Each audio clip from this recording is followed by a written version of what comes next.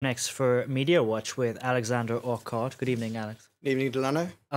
Theresa May famously said Brexit means Brexit. There are now 76 days until Brexit. Or is it? Because there are rumors that the UK could in fact delay its exit. Indeed, wild speculation today, coming initially from the Evening Standard, of course, edited by George Osborne, the former Finance Minister or Chancellor of the Exchequer of Great Britain.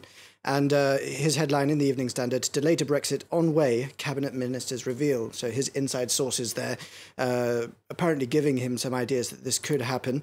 And staying with the Evening Standard, it says the EU will only agree to delay Brexit for a second referendum, according to an ex-diplomat who drafted Article 50. Because while the European Court of Human Rights said that Britain could cancel Brexit unilaterally without any other input, it would require all 27 members to agree to delay the vote, to delay the exit from the European Union, pushing it along.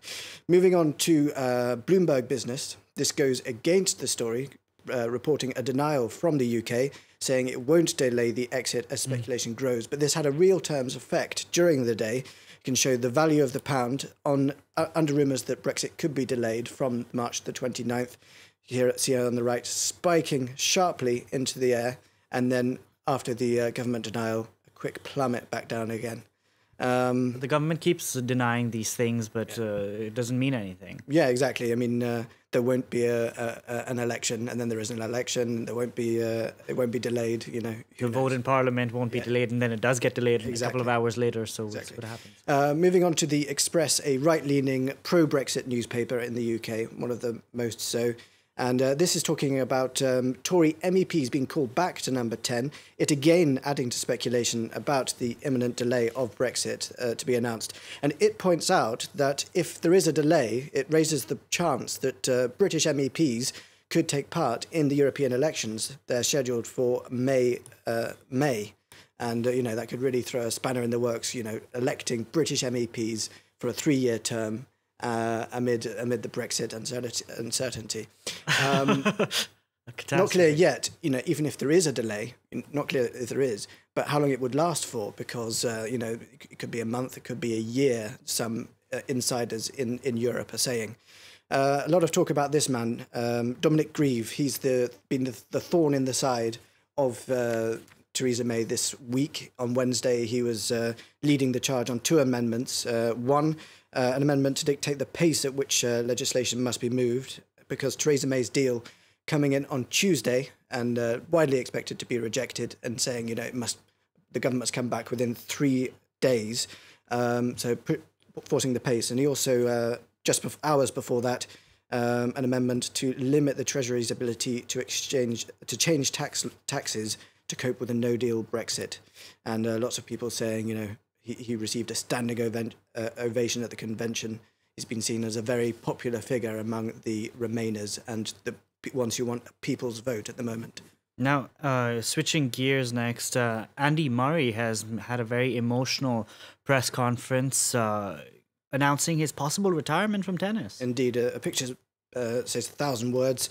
This is Andy Murray giving his press conference. He turned up. He's no stranger to tears. No, but here he could barely get any words out, and he had to leave at one point to compose himself, come back.